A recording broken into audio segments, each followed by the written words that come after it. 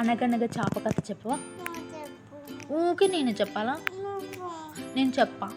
నేను నేను already rabbit కథ చెప్పిన. ఇప్పుడు నువ్వు చెప్పు.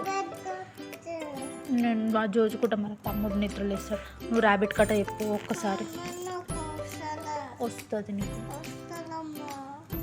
అనగనగనగా ఎట్లాంటి అడవి ఉంది? చిన్న అడవి ఉంది. చిన్న అడవిలా ఎవరుంటారు? ర్యాబిటా?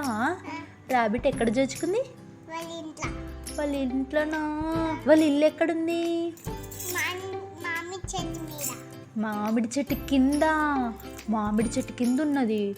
మామిడి చెట్టు కింద ఉన్నప్పుడు అది జోచుకుంది కదా వాళ్ళ ఇంట్లో. జోచుకున్నప్పుడు ఎట్లా శబ్దం వినబడుతుంది? ఆహా, మేఘం విరిగి మా ఇంటి మీద పడ్డదని అనుకుంటుంది. డన్ను మన శబ్దం వినవడంగానే జల్లు మన భయపడి మన ఇంటి మీద మేఘం విరిగి పడ్డదని అనుకుంటుంది. ఇక అనుకొని పరుగో పరుగు పరుగో పరుగు పరుగో పరుగు తీసుకుంటూ పరిగెత్తుతుంది.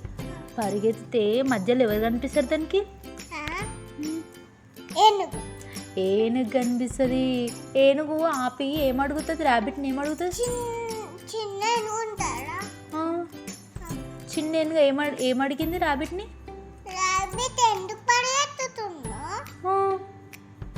అని అడుగుతుందా?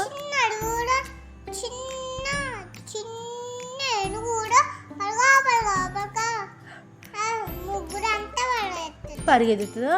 అయితే ర్యాబిట్ నువ్వు ఎందుకు పరిగెత్తుతున్నావు అని అడుగుతుంది. అప్పుడు ర్యాబిట్ ఏం చెప్తుందిరా?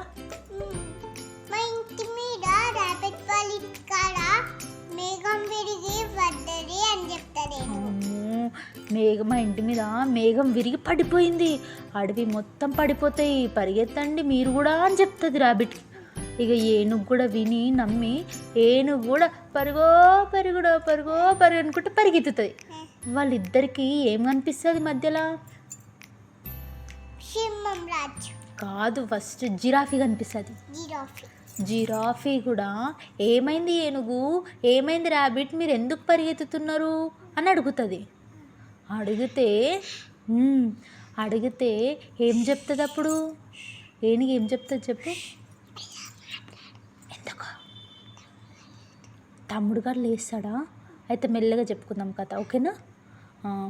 ఇక ఏమైంది ఏనుగు అని ఎవరు అడుగుతారు?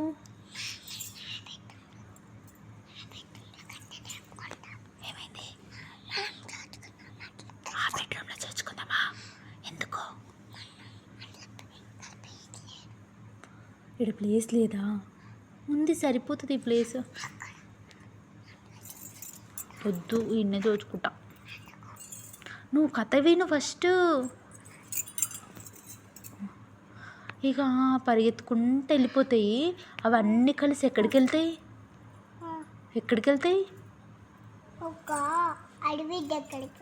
సింహం రాజు దగ్గరికి వెళ్ళిపోతాయి. సింహం రాజు దగ్గరికి వెళ్ళిపోయి మంచి కూర్చో.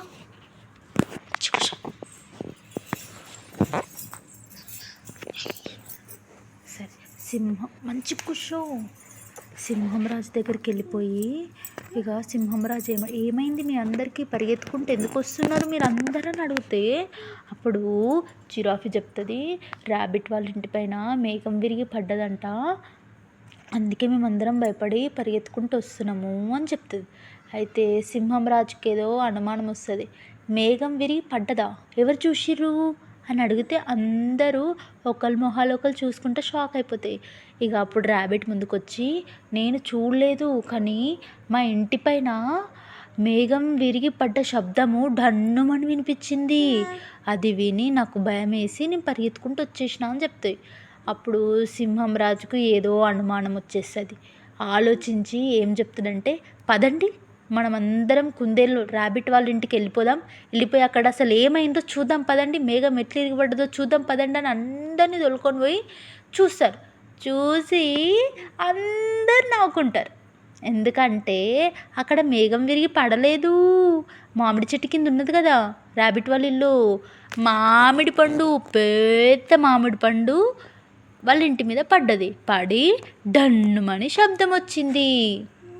అప్పుడు అందరూ నవ్వుకుంటారు. బాగుందా కథ? ఏం కథ? ఏం కథ చెప్పాలి? పాపడాల కథనా?